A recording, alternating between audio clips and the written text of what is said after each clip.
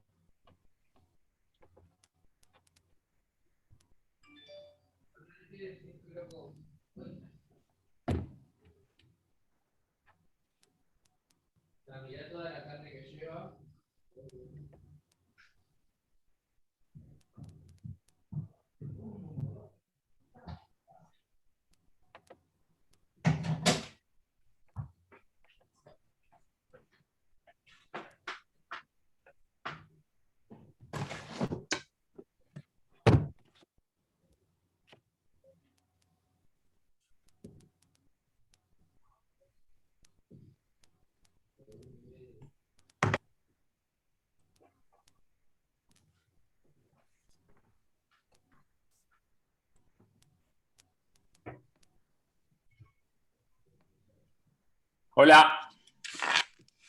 Hola, Diego, Hola. ¿cómo andás? Hola, ¿cómo andan? Bien. Bien. Todo bien.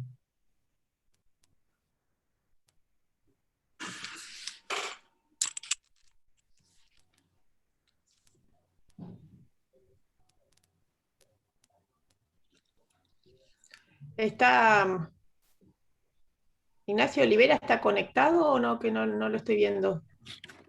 No lo vi. A ver ahora. Y Alejandro tampoco.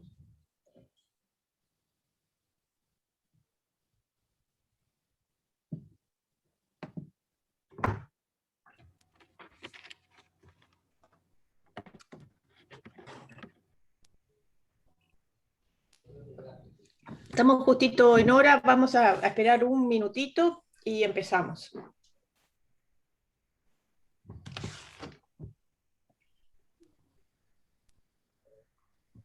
Hola. Ahí. Hola, ¿qué tal, Ignacio? ¿Cómo están?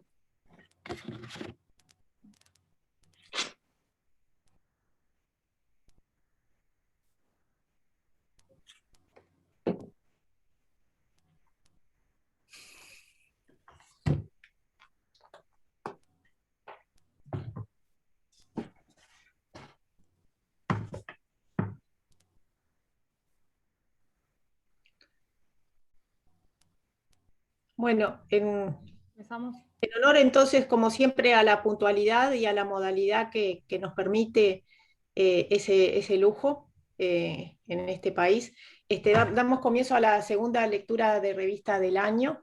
Esta vez la actividad la va a moderar Cecilia Dorote, y Joaquín Vázquez nos va a presentar el trabajo que vamos a discutir. Estamos en una situación, un trabajo un poquito diferente de lo que estamos acostumbrados a conversar, en un momento en donde sabemos que la salud y la economía van juntas, ¿no? Si hay algo que hemos aprendido en este año pasado y en lo que va del año, es eso. Acá en realidad es un trabajo de costo-efectividad, que es una situación que a los cardiólogos en realidad no nos es para nada ajeno, digamos, el concepto, dado que sobre todo en los tratamientos que son costosos y que la efectividad, el efecto, digamos, del tratamiento es estrecho o difícil de cuantificar. La sociedad en su conjunto a veces no está en condiciones, no quiere o no está en condiciones de solventar ese gasto, ¿no? Entonces, a nosotros es algo que nos pasa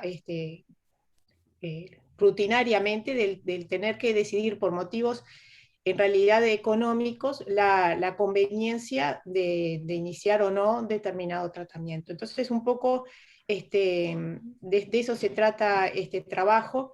Son conceptos que, si bien no nos son ajenos, a veces son difíciles de comprender, y por suerte tenemos eh, colegas que nos van a ayudar, Ignacio Olivera particularmente, a desentrañar un poco estos conceptos.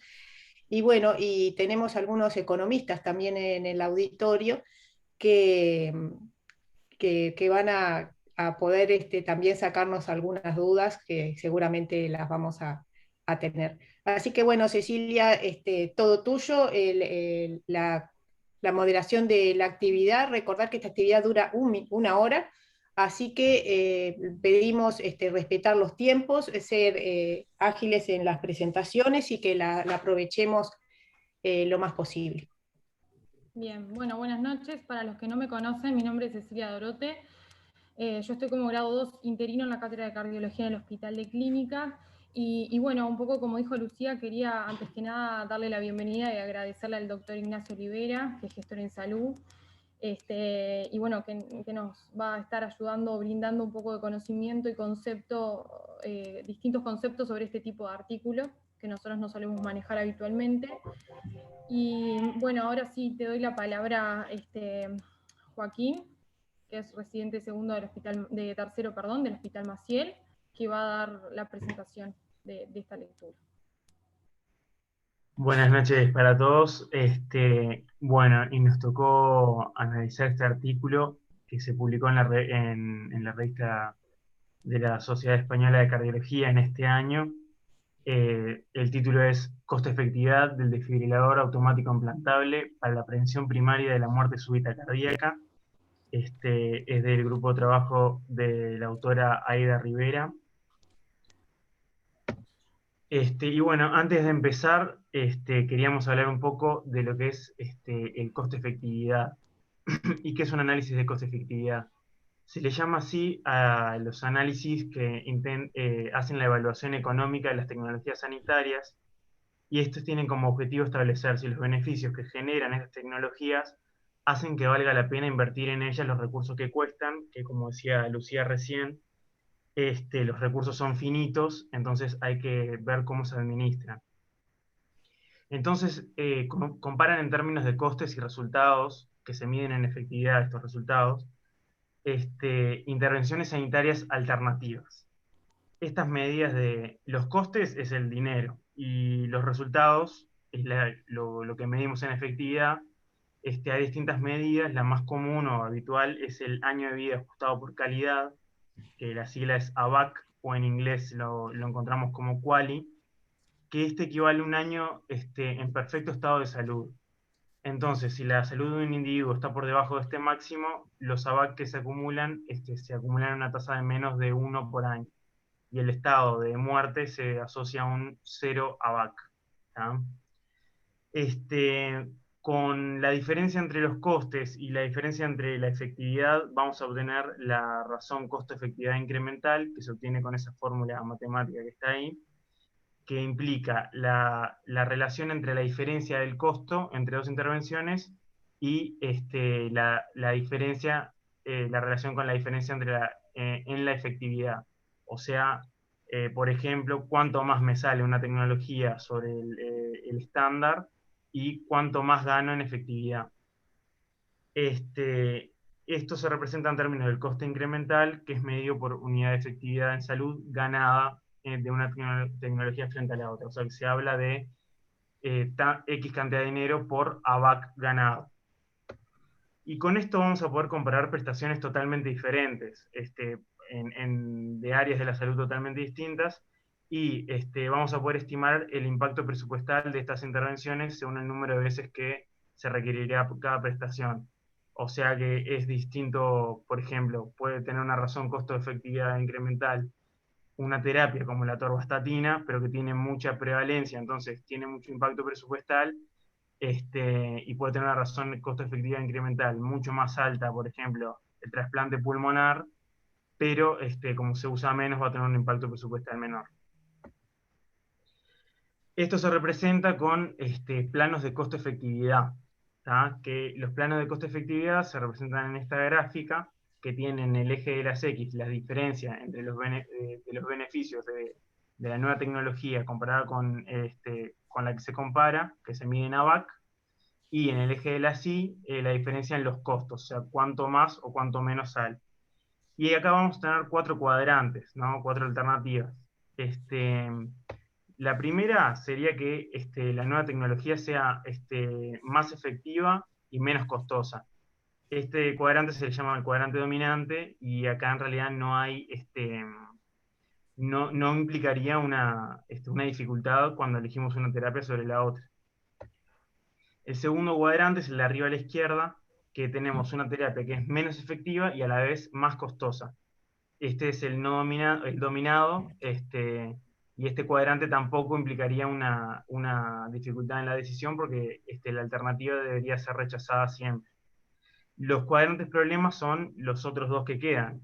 El de abajo a la izquierda, que tenemos una terapia que es menos efectiva, pero también es menos costosa, entonces va a tener que ser necesario determinar si el ahorro en el costo vale la disminución en la efectividad de la nueva terapia.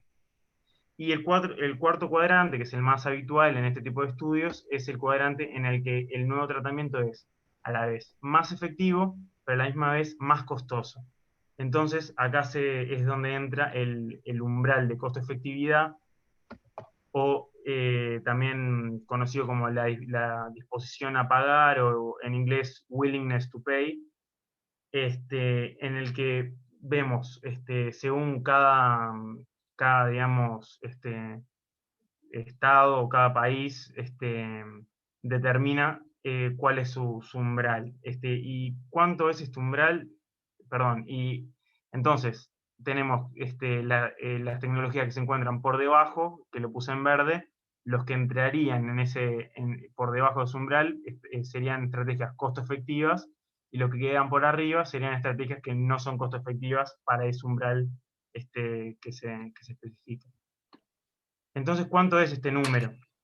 En realidad cada país lo puede determinar según su realidad, pero la OMS sugiere para establecerlo tener en cuenta el PBI per cápita de cada país, y se considera que son costo efectivas las tecnologías que tienen un costo incremental por AVAC ganado que sea menor de 1 a 3 veces el PBI per cápita. Y bueno, para adentrarnos más en lo que en la terapia y enfermedad que trata este artículo, sabemos que el desfibril automático implantable es efectivo para el tratamiento de las arritmias ventriculares que son potencialmente mortales, y tenemos las recomendaciones actuales de la última guía sobre el tema europea del año 2015, en prevención primaria para pacientes con disfunción del ventrículo izquierdo, que se recomienda la terapia con cardiofibrilador para reducir la muerte súbita en pacientes con insuficiencia cardíaca sintomática que estén en clase funcional 2 o 3, una FEBI menor a 35%, después de al menos 3 meses de terapia médica óptima y una esperanza de vida con buen estado funcional mayor de 1 año. Y el nivel de evidencia para pacientes de etiología isquémica es de 1A y pacientes con etiología no isquémica es de 1B. Y las referencias bibliográficas de las que surge este nivel de evidencia son el MADID-2 y el SCAD-HEFT para los isquémicos, y el SCAD-HEFT Definite y un metaanálisis del grupo de DESAI para los pacientes de etiología no isquémica. Y bueno, ¿cómo es la historia de esta evidencia y cómo ha ido surgiendo? Para entrar un poco en el encuadre, en el 96 y luego en el 2002 surgen los ensayos MADID y MADID-2 respectivamente, que demuestran una disminución en la mortalidad total, pero son ensayos que son hechos para pacientes con cardiopatía isquémica y disfunción ventricular severa. Luego, por hablar de ensayos grandes, que no son los únicos, el SCAD-HEFT en el año 2005 involucra también pacientes de etiología no isquémica, demostrando también una disminución en la mortalidad con el implante en prevención primaria. Tenemos en el 2015 la guía que acabamos de ver las recomendaciones, pero surge en el año 2016 el ensayo Danish, que fue un ensayo grande que involucró solo pacientes de etiología no isquémica, que tuvo resultados controversiales a raíz de que no demostró una disminución en la mortalidad total para estos pacientes. A raíz del estudio Danish también surge un subgrupo de pacientes más jóvenes, que era un subgrupo preespecificado de pacientes menores de 68 años, en los que sí se los vinculó con una disminución de la mortalidad. A partir de ahí y de esta controversia, la evidencia que surge es fundamentalmente a raíz de metaanálisis y revisiones sistemáticas, sin haber ensayos clínicos nuevos. Bueno, entonces los autores, teniendo en cuenta esto que venía comentando y que a raíz de las cifras oficiales de ellos, el uso profiláctico del DAI es el 62% de todas las indicaciones, que el 49,9% dentro de las de cardiopatía isquémica y el 63,5% en no isquémicos, y esta es la indicación que más crece en los últimos años, que en 2011 en España también se había realizado un análisis de costo-efectividad del DAI, pero con un umbral a pagar de 30.000 euros por ABAC, había resultado que era costo efectivo para los pacientes con cardiopatía isquémica con criterios MADIC, pero no era costo efectivo para los pacientes no isquémicos con criterios MADIC-2, y que la tasa de mortalidad por causa rítmica y la tasa de terapias apropiadas en estos pacientes se ha habido reducida en los últimos años, que tiene variabilidad según la edad y las comorbilidades de los pacientes, y que muchos pacientes con DAI nunca reciben una terapia apropiada o que van a morir de una causa no arrítmica. Y teniendo en cuenta este subgrupo del Danish, que tiene un efecto positivo del cardiofibrilador en edades más jóvenes, es que se plantean el objetivo de evaluar el costo-efectividad del DAI en la prevención primaria para pacientes con tratamiento médico convencional, actualizando la evaluación realizada en el 2011 con la nueva evidencia, y establecer en qué subgrupos de pacientes sería costo efectivo en función del tipo de cardiopatía y la edad. Para esto, lo que se realiza es una estimación de los costes y supervivencias con un modelo de Markov. Los modelos de Markov son útiles para la representación matemática de la historia natural de las enfermedades que cursan con estado de salud, que cambian en el tiempo y que presentan eventos según la exposición que tengan a riesgos. Entre estos riesgos pueden estar la muerte y complicaciones de cualquier tipo, y en realidad lo que se hace es establecer ciclos en los que habitualmente se usan ciclos anuales, pero en este estudio fueron ciclos mensuales, en los que el paciente puede llevar a cabo una transición a otro estado. Si pasa ese estado o no, o sea, si se mueve de un estado al otro, depende de las probabilidades de transición que se estiman a raíz de la bibliografía que se utiliza para establecer estas probabilidades en el modelo. Entonces, acá en este estudio tenemos el grupo de los pacientes con tratamiento médico que pueden pasar del estado estable a la hospitalización por insuficiencia cardíaca y a la muerte por cualquier causa, y el grupo de los pacientes que también que se les implanta un cardiodefibrilador, que van a poder pasar, además de la hospitalización y a la muerte por cualquier causa, pueden pasar a complicaciones del primo implante o en el recambio, o complicaciones asociadas al implante del cardiodefibrilador en cualquier momento. Esto se realizó desde la perspectiva del Sistema Nacional de Salud Español, y se evalúa el tratamiento médico frente al DAI más tratamiento médico en 3 grupos: disfunción ventricular isquémico, disfunción ventricular no isquémica y disfunción ventricular no isquémica en pacientes de 68 años o menos del subgrupo DANISH. Entonces, ¿qué se hace? Se simula una cohorte de pacientes de 60 años con insuficiencia cardíaca en clase funcional 2-3, fracción de eyección menos del 35%, con o sin antecedente de cardiopatía isquémica, y que van a recibir un DAI o no lo van a recibir. Bueno, la primera probabilidad que se estima es la probabilidad de muerte, que se estima a partir de las tasas acumuladas de los ensayos clínicos aleatorizados que se incluyen en ambos grupos de tratamiento.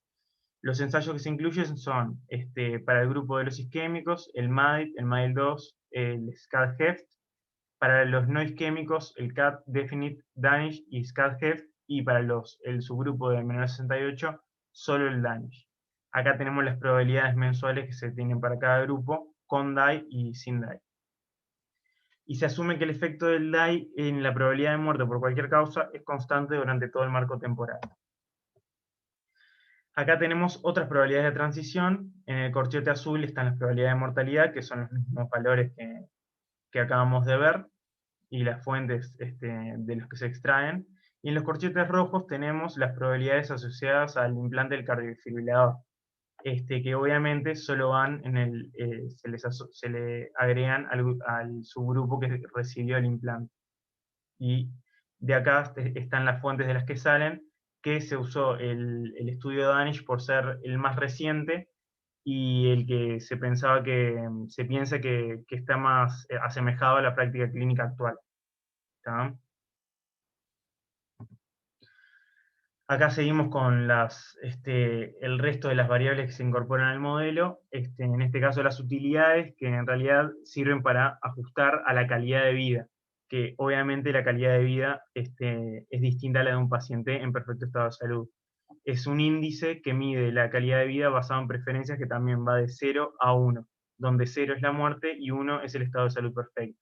Entonces, se asume por literatura que está citada acá, que un año de vida con disfunción ventricular equivale a 0,75 años con salud perfecta, y que en ausencia de complicaciones se asume que ser portador de DAI no modifica la calidad de vida, y en los estados de salud que suponen un empeoramiento del paciente, se asume que la calidad de vida se deteriora 0,35 puntos por año en los días que el paciente permanece hospitalizado. Entonces, de acá tenemos 0,4, que se le resta el 0,75 basal. En cuanto a la utilización de recursos, acá lo que se incorpora al modelo son los costos de cada intervención. Estos costos surgen sobre todo de la contabilidad analítica del Hospital Vall d'Hebron de Barcelona, y se obtienen también los valores de los fármacos de tratamiento de insuficiencia cardíaca, del nomenclátor de la farmacia del Ministerio de Sanidad, y de la contabilidad analítica de Vall d'Hebron. Entonces acá tenemos, por ejemplo, cuánto sale el cardiodefibrilador en ese hospital, que el equipo son 10.000 euros, y el implante sale 12.000 euros. Acá vale aclarar que se utilizó el coste del cardiodefibrilador más barato que disponían, que es un cardiodefibrilador monocameral. Bueno, estas estimaciones que estamos viendo tienen, como todas las medidas, un grado de incertidumbre, tanto para los costes como las medidas de efectividad, Para eso se realizan análisis de sensibilidad probabilísticos a los que se le asignan distintas funciones de distribución, que no importa que era lo que figuraba en la tabla a la derecha, que bueno, este resultado del análisis de sensibilidad se presenta gráficamente con estos diagramas de Tornado, en el que el valor central del diagrama es el resultado del caso base, o sea, cuál es el resultado de todo, y a la derecha y a la izquierda vemos la variación de los parámetros al alza o a la baja. Y bueno, para valorar el impacto del resultado en las estimaciones del modelo de cada uno de los parámetros, se realizan análisis de sensibilidad, que se toma la variabilidad que se encuentra en la literatura, o se tienen variaciones del 20%. ¿tá? Y hay que destacar que el umbral de disposición a pagar que se utilizó en este estudio es de 25.000 euros por ABAC, y este umbral se determinó empíricamente por un estudio de la Red de Agencias de Evaluación de Tecnologías de España. Entonces, en esta primera gráfica tenemos el análisis de sensibilidad de los pacientes con cardiopatía isquémica, que se sitúa el caso base a la izquierda de la disposición a pagar. Este es el gráfico para los pacientes con de miocardiopatía no isquémica, que vemos que el caso base se sitúa a la derecha. Y este es el subgrupo Danish, en el que se sitúa el caso base a la izquierda del umbral a pagar, pero con menos margen que en los isquémicos. Y bueno, esto también se representa en los planos coste-efectividad, que esta es la misma gráfica que habíamos visto al principio. Entonces, lo que acá se obtiene es mediante simulaciones de Monte Carlo, que es una cosa técnica específica, pero se realiza 10.000 iteraciones o repeticiones con la variabilidad que acabo de decir, para obtener un gráfico de dispersión de los puntos. Entonces, ahora va a aparecer en pantalla el plano de coste-efectividad del grupo de los isquémicos, que es, lo hice como para que quede bien gráfico, pero es en la misma eje de X y las Y, en el que X era la efectividad incremental y las Y eran el coste incremental, y el 0 es el mismo. Vemos como todos los puntos de la simulación aparecen en el cuadrante superior de arriba a la derecha, en el que tenemos más efectividad ganada, pero también tenemos más coste ganado, ¿no? Y acá tenemos todos los puntos que se encuentran ahí. Cabe destacar que para los tres grupos, todos quedaron en el mismo cuadrante, ¿tá? O sea, todos tuvieron una mayor efectividad a razón de un mayor coste. Y acá tenemos el grupo de los isquémicos con la línea punteada del umbral de disposición a pagar, que era de 25.000 euros por ABAC ganado, y tenemos la gran mayoría de los puntos que se sitúan por debajo de este umbral. ¿Tá?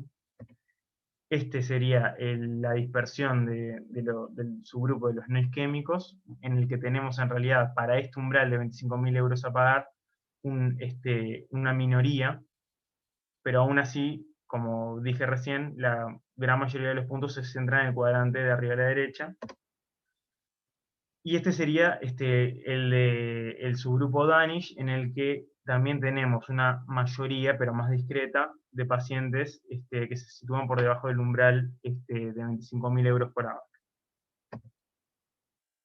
En cuanto a los resultados, se obtuvo que en los tres casos el implante representa, como dije recién, una ganancia en el ABAC y un mayor costo. En los pacientes no isquémicos, la proporción de pacientes por debajo del umbral a pagar de 25.000 euros por ABAC es la mayor. Y la probabilidad de que la alternativa de tratamiento médico más DAI sea costo efectiva por encima de la disponibilidad de 25.000 euros en pacientes con cardiopatía isquémica fue del 80%, 25% en no isquémicos y 55% en pacientes del tipo Danish menor a 68%. Menor a 68 años, perdón. Y acá tenemos las razones costo-efectividad incremental que se obtuvieron, que fueron de 19.000 euros para los isquémicos, 31.000 euros para los no isquémicos y 23.000 euros para los del subgrupo Danish. En la discusión los autores plantean que los resultados fueron parecidos a los del 2011, con diferencias explicables por la actualización en los datos de eficacia y costes menores, sobre todo en los dispositivos hoy en día. El cardiofibrilador en la cardiopatía isquémica resulta en una discreta ganancia de la VAC con 1,15 para un horizonte temporal a 40 años, a un mayor coste con una razón costo-efectividad incremental de 19.000 euros por AVAC. En los no isquémicos representa una menor ganancia en el AVAC de 0,82, con un mayor coste de 26.000 euros, pero una razón de 32.000 euros por AVAC ganado. Que se sitúa por el umbral, pero que destacan que es cercano al umbral que manejaban previamente de 30.000 euros por AVAC. En pacientes con disfunción ventricular no isquémica más jóvenes, el beneficio obtenido es algo mayor, de 1,22 por AVAC, de diferencia en el AVAC, y se obtiene una razón costo-efectividad incremental de 24.000 euros por AVAC ganado. Ellos plantean que la diferencia de coste entre isquémicos y no isquémicos se debe a que, como los no isquémicos tienen mayor supervivencia, por lo tanto van a tener un mayor coste acumulado en el seguimiento. Entonces, a la vista de que la distribución de la razón costo-efectividad incremental entre su grupo de pacientes con disfunción ventricular de origen no isquémico según edad, ven que hay una amplia proporción de enfermos que tienen poca probabilidad de beneficio en el DAI, plantean que deberían considerarse decisiones valorando el costo-oportunidad de implantar un DAI que es elevado. Entonces, lo que plantean es determinar en qué perfil de pacientes sería más beneficioso, y plantean aumentar el beneficio en salud ganado por el dinero invertido, incorporando a estos modelos de predicción de costo-efectividad otros factores que han demostrado que tienen valor pronóstico, como el diámetro telediastólico del BI, inducción de la TV en el estudio electrofisiológico, la presencia de taquicardia ventricular no sostenida espontánea, presencia de bloqueo de rama izquierda o fragmentación del QRS en el electrocardiograma, y la extensión de la fibrosis miocárdica, sobre todo en la cardioresonancia. Como limitaciones de este estudio, bueno, que como estos estudios de costo-efectividad, la validez de la estimación depende de los supuestos del modelo y sus parámetros, o sea que, digamos que arrastran error, si lo hubiese, de las fuentes bibliográficas de los que se obtienen las probabilidades. La evidencia de los pacientes con cardiopatía isquémica sigue siendo la misma que en el 2011, lo que podría reflejar una situación que no es de acorde a la práctica actual. Plantean que el uso de los recursos y los costes se basa en la opinión de expertos, el proceso asistencial y la contabilidad de un solo centro, que era el Hospital Valdebrón, que la validez externa de la estimación del coste del dispositivo es también más limitada aún, porque a menudo el coste final de los dispositivos depende de la negociación de los centros con la industria.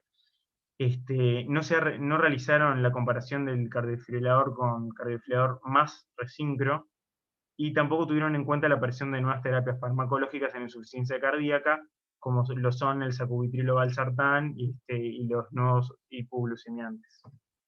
Entonces, los autores concluyen que la eficiencia del DAI monocameral ha mejorado en la última década, que resulta costo efectivo en pacientes con disfunción ventricular izquierda de origen isquémico y no isquémico menores de 68 años, considerando una disposición a pagar de 25.000 euros por AVAC, y que en los no isquémicos mayores, la razón costo-efectividad incremental se sitúa alrededor de los 30.000 euros por AVAC. Muchas gracias. Bueno, gracias Joaquín. Si les parece, le doy la palabra al doctor Olivera por si quiere dar alguna opinión al respecto del artículo o brindarnos algún concepto o conocimiento. Ha surgido una pregunta también, si es extrapolable este análisis, los resultados al sistema de salud uruguayo. No sé si estás de acuerdo, doctor.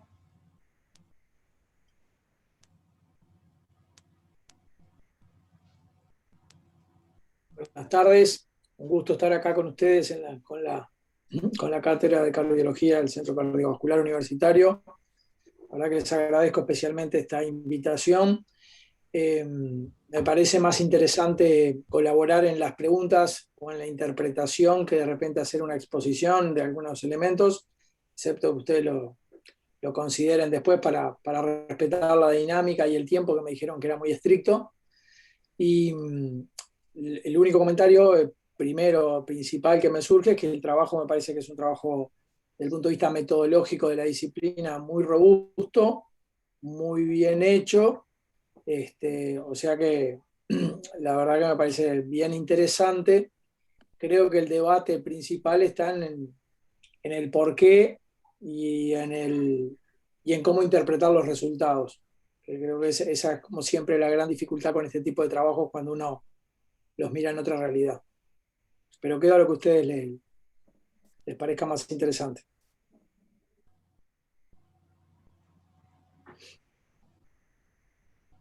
Si quieren un comentario adicional para no... cuando uno dice sólido, bueno, yo después, si quieren, puedo compartir con ustedes, como ustedes me indiquen, puedo compartir una guía. Hay dos guías principales que permiten de alguna manera valorar la calidad de este tipo de trabajos y que sugieren cómo evaluarlos, que se utilizan. Yo les puedo compartir una versión de la guía en inglés, que es una de las más reconocidas, que tiene una serie de elementos que hay que valorar y las características de su contenido, y que la tabla para la aplicación de los algoritmos está traducida al español. También la puedo compartir para que ustedes la puedan aplicar y utilizar como lectura adicional para este trabajo, porque estos trabajos, de la misma manera que los que hacemos en medicina, también tienen su rigurosidad y sus características propias para evaluar su calidad. Así que bueno, esa es una contribución, si quieren, que puedo complementar con ustedes, y que en términos generales también estos trabajos tienen que seguir una estructura metodológica que después podemos profundizar, y que en términos generales este trabajo me parece la recoge con mucha precisión y toca todos los elementos principales del punto de vista metodológico correctamente, más allá después de apreciaciones de si algún sesgo, pero me parece que está muy bien logrado. Y bueno, creo que con esa guía ustedes lo pueden repasar. Si quieren, después podemos repasar algunos de cuáles son esos componentes más importantes, pero ya son muy específicos de la disciplina.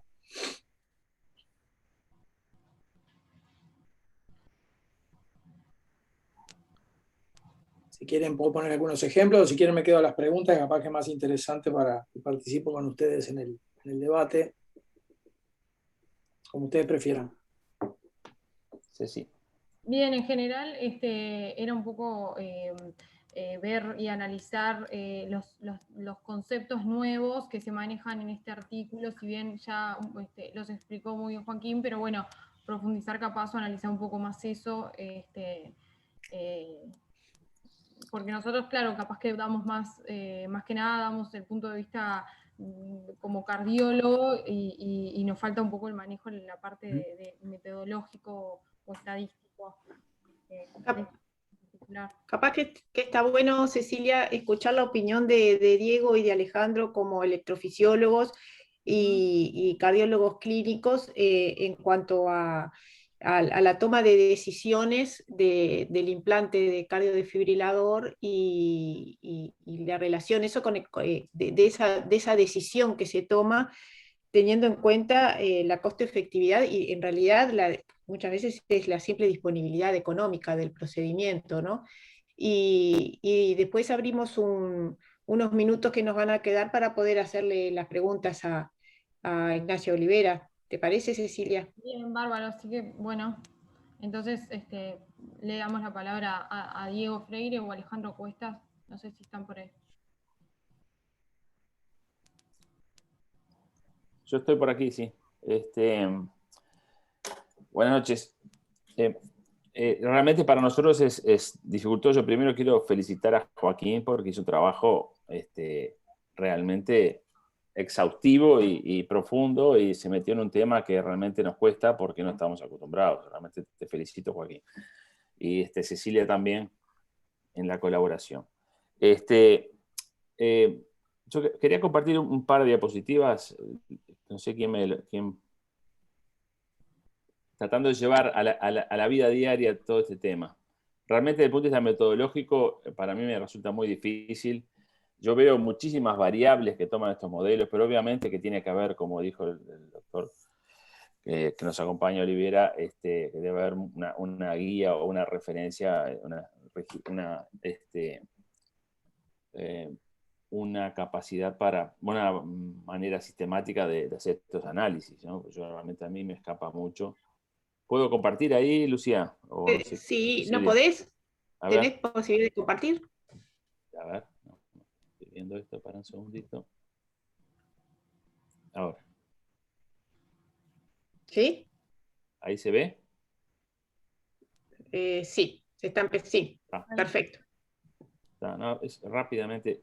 No, yo quiero, me parece que vale la pena mostrar esta diapositiva. Y creo que es el fundamento de este estudio. ¿Por qué se hace este estudio ahora, habiéndolo hecho también, o uno parecido en 2011 en España?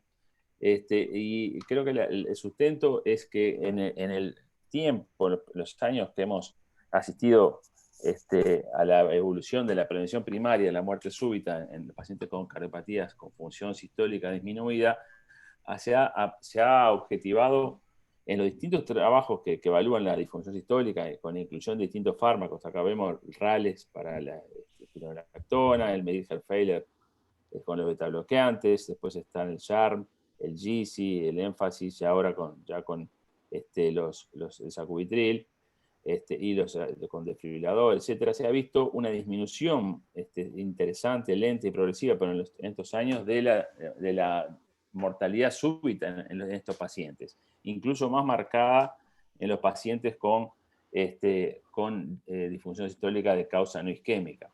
Entonces, lo que antes podía ser valioso y tener una indicación clara y ser muy costo eficaz, capaz que ahora no es tan costo eficaz, o el impacto que tiene esa terapia puede ser menor. Lo mismo también, en este sentido, han disminuido, han variado los costos, y sobre todo han disminuido los costos del dispositivo, no así del implante, pero sí del dispositivo, lo cual hace que en el tiempo estas medidas puedan variar sistemáticamente. Como ejemplo, como dijo Joaquín, este tipo de análisis nos permite medir, comparar cosas diferentes, costo-efectividad de distintos tratamientos. Y es lo que usan las agencias de incorporación de tecnología en los distintos países, o deberían usar, para ver si cómo un nuevo tratamiento, qué impacto tiene o qué agrega en una costo-efectividad, es decir, cuánto sale o cuánto implica desde el punto de vista económico un cambio o un agregado, un nuevo medicamento con respecto a lo que ya tenemos. Y ahí está lo que habló Joaquín del ABAC y del costo incremental. Y además eso permite compararlo con otros distintos tratamientos, y por lo tanto los decisores de salud, las agencias que deciden en salud, pueden decir, bueno, prefiero invertir, es más costo eficaz invertir en un tratamiento y no en el otro. Y acá eso es un ejemplo que es viejo, pero fue de los pocos que encontré, por ejemplo, en distintos tratamientos en cardiología. Ustedes ven acá, por ejemplo, este es viejo, pero se compara la angioplastia, el ABAC, en la angioplastia cuando la angina es leve, que es muy poco costo eficaz, o la angioplastia, acá a la derecha, el anteúltimo, cuando la angina es crónica, pero cuando la angina es severa, entonces vemos que el ABAC es bastante bueno, o sea, el costo incremental no es muy alto. En cambio, si la angina es leve, el anteúltima columna es muchísimo, la costo-efectividad es muchísimo es peor, cuesta mucho más. Y bueno, y acá hay algunas instancias de desfibriladores según el estudio MADIT, el desfibrilador según el estudio SCAT-HEFT, o algunos otros, por ejemplo, acá la última, el uso de un lovastatina o una estatina en pacientes sin factores de riesgo tiene una costo-efectividad, o sea, un costo muy alto para la eficacia que puede tener. Y después, otro comentario, yo traté de llevar esto al Uruguay. Y bueno, es muy difícil llevarlo a nuestro país porque los costos son diferentes, porque tanto de los medicamentos para la insuficiencia cardíaca como de los dispositivos. Los costos o los precios, en realidad, ¿no? En realidad los precios. Y lo que se refiere siempre en la literatura, bueno, tenemos aquí colegas que nos pueden decir más de esto, pero siempre se refieren a lo que a ABAC, o bueno, el costo, la costo efectividad, el umbral de costo efectividad lo relacionan con el PBI. El PBI es el Producto Interno Bruto de cada país, es todo lo que produce un país, es el monto que produce en bienes procesados y servicios. Y traduce como la fuerza o la capacidad de un país de producir. Este es el PBI traducido per cápita, es decir, que nosotros lo dividido entre la población de cada país, y vemos cómo en Uruguay ha ido aumentando el PBI hasta cerca del 2015, y actualmente estamos cercanos a los 16.000, 18.000 dólares del PBI per cápita en Uruguay. Este valor, por lo tanto, como ustedes ven, el PBI varía, y también entonces, si relacionamos el ABAC al PBI, puede haber variaciones. Lo que dicen, si lo dividimos por quintiles en el mundo, los PBIs, entonces, en los quintiles se ve que los PBI per cápita altos son mayores a 40.000 dólares, los medianos entre 9.000 y 40.000, ahí estaría Uruguay, los bajos cercanos a 1.000, y bueno, etcétera, etcétera. Por ejemplo, en la Unión Europea, en España, el PBI per cápita anda por los 40.000 dólares o un poco más. Por eso quizá no sea tan extrapolable ese análisis al Uruguay, porque los PBI son distintos y las realidades son distintas. También hay que considerar cuánto gasta en relación al PBI cada país en salud, y en Uruguay gasta cerca de un 9,5%. Hay países que gastan más, países que gastan menos. Por ejemplo, Estados Unidos gasta cerca del 18-20%, y España, estuve mirando por ahí, cerca del 7%. Y el otro aspecto interesante, entonces, que el costo de efectividad, según la OMS, como dijo, lo nombró Joaquín en el pasar, se consideraría, aunque esto es cuestionable, pero es una idea para tener idea, que una intervención, un tratamiento sería costo efectivo cuando es menos, o muy costo efectivo, cuando es menos de un PBI per cápita. Y costo efectivo aceptable entre 1 y 3 PBI per cápita, y no costo efectivo cuando más de 3. Esto es cuestionable, pero es una manera objetiva de tratar de saber si ese tratamiento es costo efectivo para ese país determinado. O sea que en Uruguay uno podría decir estimar que un tratamiento altamente costo efectivo podría estar vinculado a un PBI de 16.000 dólares. Sin embargo, obviamente que hay otras muchas variables, y ahora capaz que los colegas nos van a ilustrar un poco más. Es para tener un poco de idea nada más. Bueno, nada más. Voy a dejar de compartir y dejo la palabra para los demás. Bueno, no sé, Alejandro no, el doctor Olivera, no sé si tenía presentación o...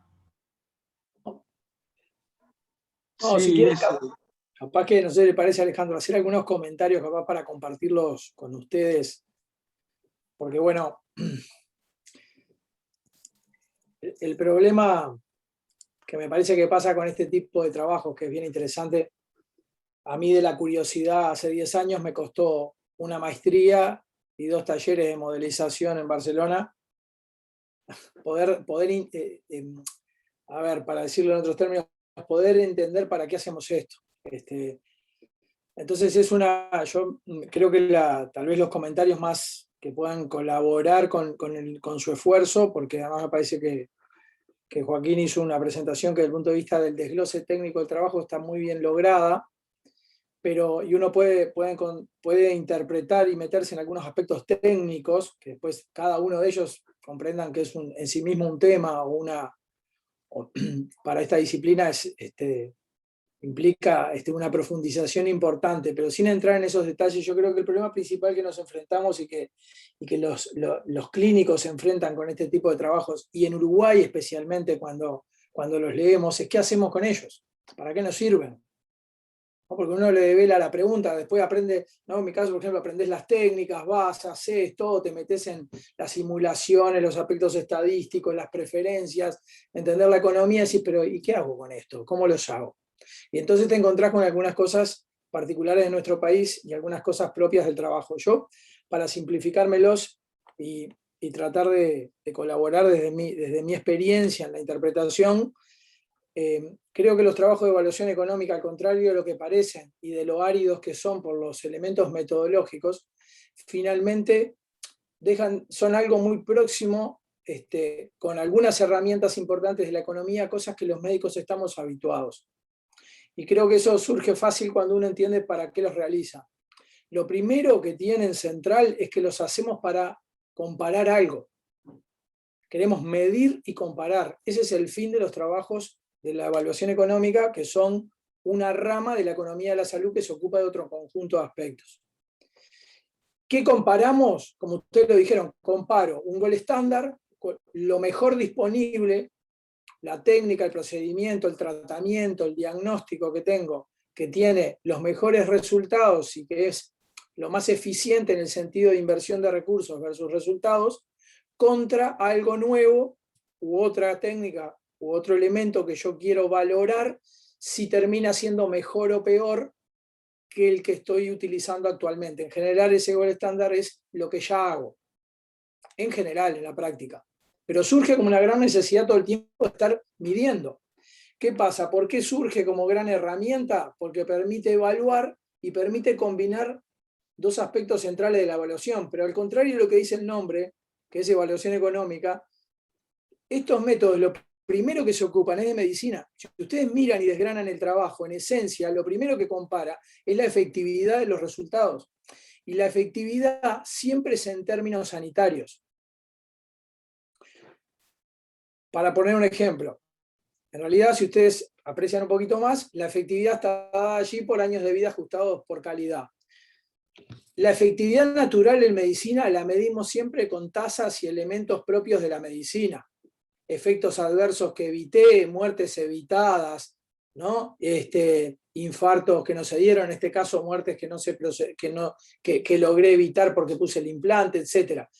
Lo que hacemos cuando introducimos los años de vida ajustados por calidad es que introducimos un denominador común para valorar los resultados de la intervención sanitaria, que de otra manera resultaría imposible porque cuesta mucho comparar resultados, por ejemplo, si tengo que decidir sobre este trabajo o sobre la colocación de un stent en un paciente como técnica, pongámosle que el Fondo Nacional de Recursos tiene que resolver entre esta técnica u otra técnica de la esfera cardiovascular, ¿no? O los elementos neurointervencionistas hoy.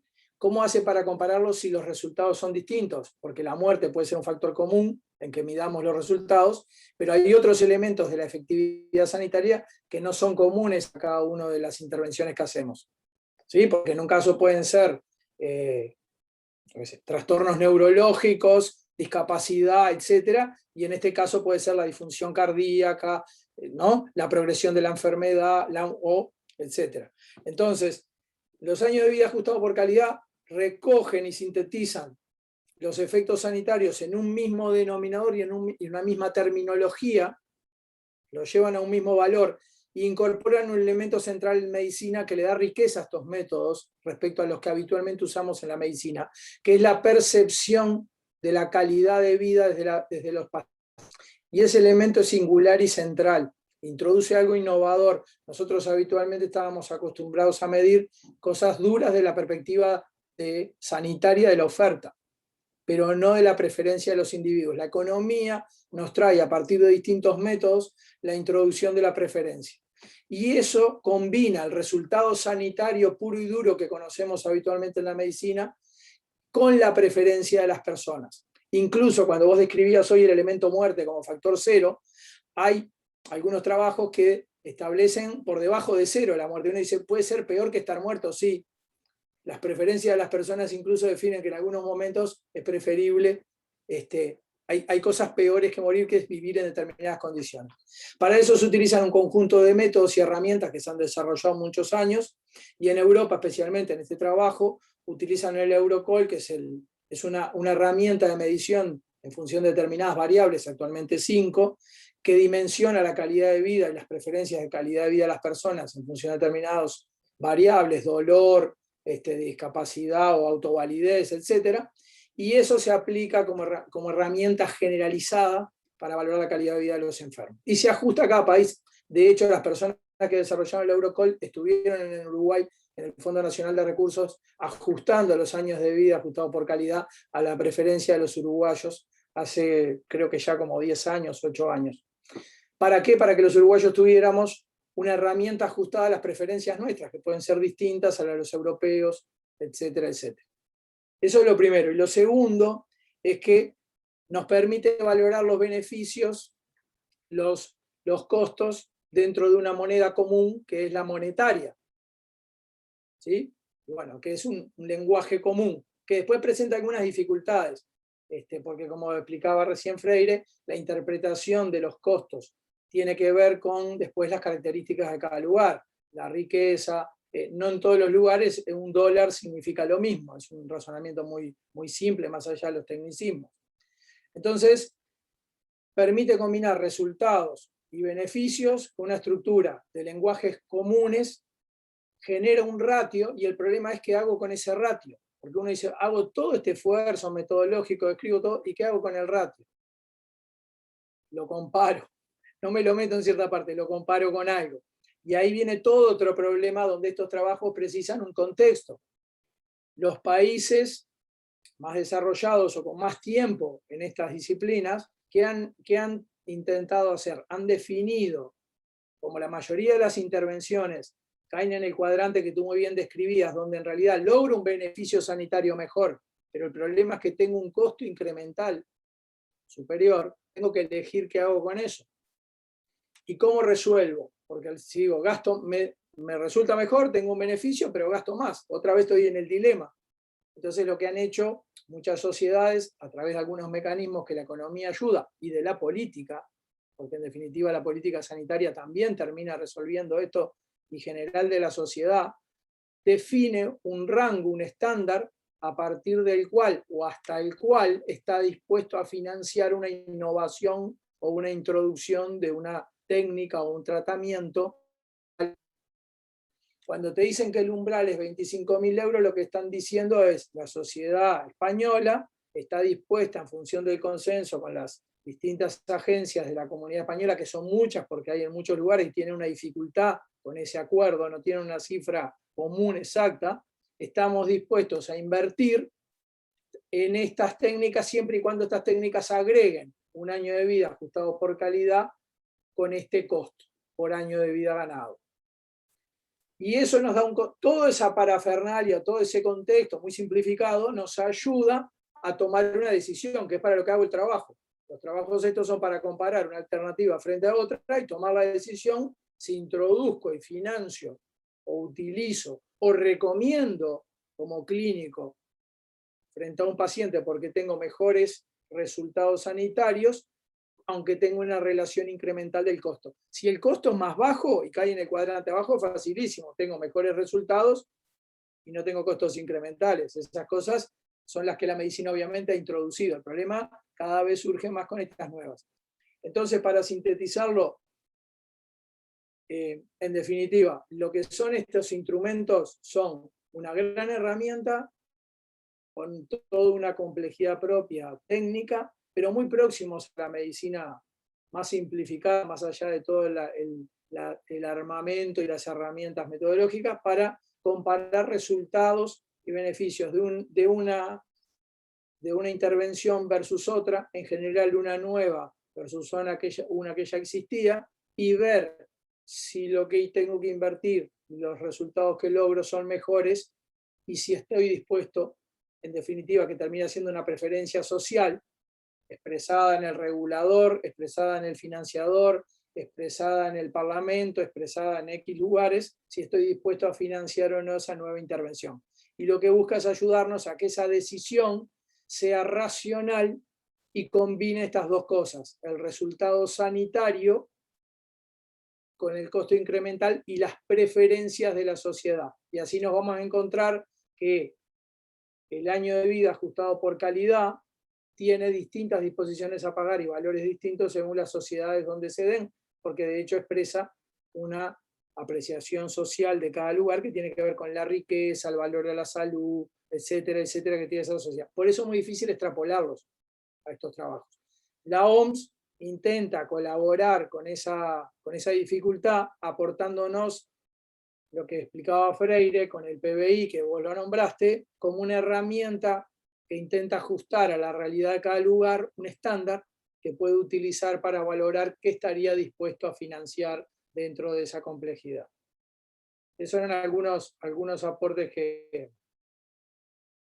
contextuales que pueden ayudar a interpretar los resultados. Y en la estructura, lo que quería decir hoy, hay como 15 ítems y adentro de ellos cada uno, el modelo, cómo hago, como ustedes vieron allí, el modelo es muy importante, la elección del modelo y los algoritmos y las probabilidades adjudicadas, pero todas surgen de la medicina, porque las probabilidades de que el paciente agregue ciertas complicaciones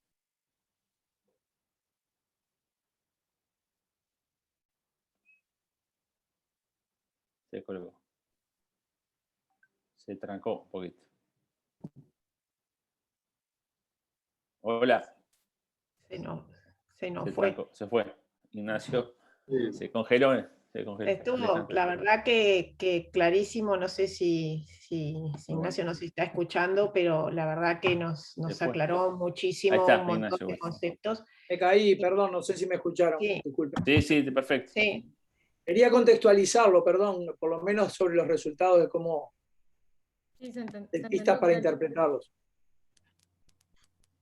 No, y lo último que quería decirle sin agotar, porque para mí es apasionante, perdónenme, pero obviamente, pero no quiero aburrirlos, es que cuando les decía la estructura, es que cada uno de los capítulos que están mencionados en el trabajo, todos tienen jerarquía y tienen que estar bien considerados y hay toda una metodología. Desde cosas sencillas, como ustedes vieron, menciona la perspectiva del estudio, o sea, dice desde el Sistema Nacional de Salud. ¿Por qué? Porque no es lo mismo discutir la disponibilidad a pagar o la disposición a pagar y el costo desde la financiación de una persona, de un hospital o de todo el sistema. Y eso condiciona todo el trabajo, porque tiene que ver con el N que tengo que usar, con cómo lo contextualizo en el lugar, etc. Y así cada paso del trabajo tiene que tener la consistencia correcta. El modelo, pero yo lo que les quería decir al final es, para que no lo sientan tan árido, en definitiva es una base epidemiológica natural de la medicina, porque cuando ustedes miran el modelo, todas las probabilidades que simula el modelo están traídas de los trabajos naturales de la disciplina, en el caso de ustedes, que recogen las probabilidades que un evento suceda, o que el paciente se complique, o que el paciente evolucione a la muerte, o que el paciente disminuya su fracción de eyección, o quede, y así sucesivamente. Entonces, la modelización, si bien tiene todo un tecnicismo y elementos metodológicos y estadísticos potentes, lo que trata de contemplar es una aproximación lo más robusta posible a la realidad, que es conocida a partir de la investigación médica. Y eso es lo que define los resultados. Y los costos siguen el modelo sanitario, porque en realidad los costos acompañan las complicaciones, los distintos eventos que van sucediendo. O sea, yo lo que les quiero dejar como concepto es, la evaluación económica trae muchas cosas de la disciplina, de la economía como disciplina, pero tiene un soporte estructural que sigue siendo medicina y esencialmente epidemiología. Sin eso no funciona. Bien, perfecto, gracias. Lo que quiero decir es, a ver, de otra manera, sigue siendo mucho más salud que dinero. Al contrario de lo que parece. Por el nombre la gente cree que está siempre próxima al dinero, pero en realidad el dinero es una forma de expresar el costo de oportunidad de elegir una alternativa versus otra. ¿Se entiende? Sí. Es un artilugio, es una herramienta, pero en realidad termina siendo, en definitiva, una expresión sanitaria. Como dice un amigo y economista que no está acá hoy porque no pudo, pero que trabaja en el equipo, siempre dice, la cápita, los resultados son la expresión económica, son el resultado económico de la expresión sanitaria. Y los trabajos estos en el fondo son eso, más allá de su aridez. Bien, bueno, muchas gracias. Alejandro. Perdón no sé si logré con esto ayudar a revelar.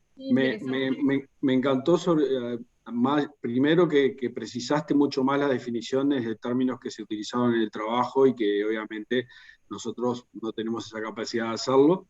Y segundo, el epílogo de tu alocución fue muy buena, ¿no? O sea, a mí me gusta compararlo como si fuera una especie de mega encare. O sea, que nosotros cuando encaran para los grados 2, por ejemplo, dice, bueno, ¿cuáles son las posibles evoluciones de este paciente?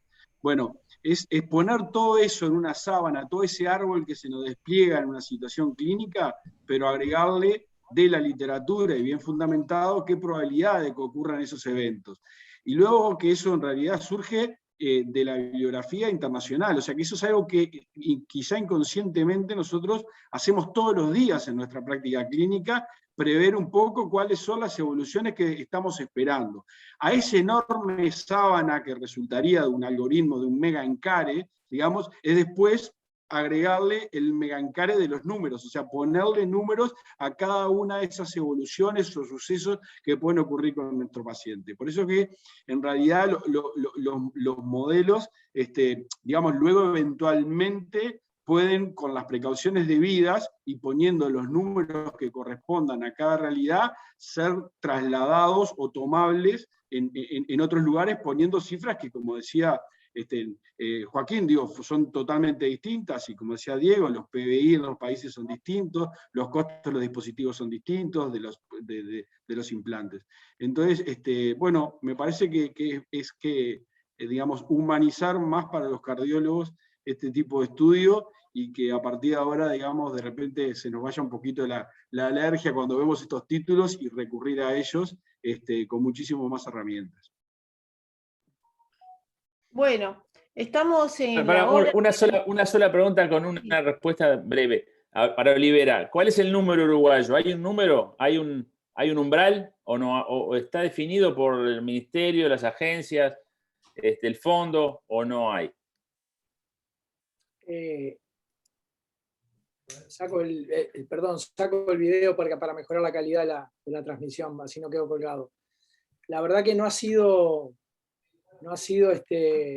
extremadamente debatido, es un debe que tenemos. El gobierno anterior, antes de terminar su periodo de gestión, había introducido en el formulario terapéutico de medicamentos el UNPBI como una herramienta tentativa de aproximación para la decisión en materia de fármacos y de tratamientos farmacológicos para el Fondo Nacional de Recursos, o para elegir qué fármacos iban a la canasta básica o ingresaban o no al financiamiento. La verdad, con un debate pobre, creo yo muy limitado, extremadamente arbitrario, desde el punto de vista metodológico, pero se utilizó. Es la única aproximación que tenemos. Muchas gracias. Bueno, perfecto. La verdad que vamos a dar cierre a esta lectura que la encontré súper aprovechable. Aprendimos muchísimo. Yo me sentí muy involucrada en todo lo que fue la discusión. Le agradezco muchísimo, la verdad, a Ignacio, la manera como explicó los conceptos y cómo llegamos a la conclusión de que en definitiva esto es un sobrepeso de valores, ¿no? Y capaz que no estamos, capaz no, definitivamente estamos diferentes a España y al sistema de salud español, pero capaz que en los valores de vida y del peso de la salud y en la economía podemos parecernos bastante, ¿no? En ese sentido. Y bueno, felicitar enormemente a Cecilia y a Joaquín, porque la verdad que para ellos presentar este trabajo fue un desafío grande, y fueron muy, muy claros en la presentación. Y bueno, nos vamos con muchas cosas para pensar y para construir en el futuro, y sabemos ahora a quién también pedir ayuda con estos temas.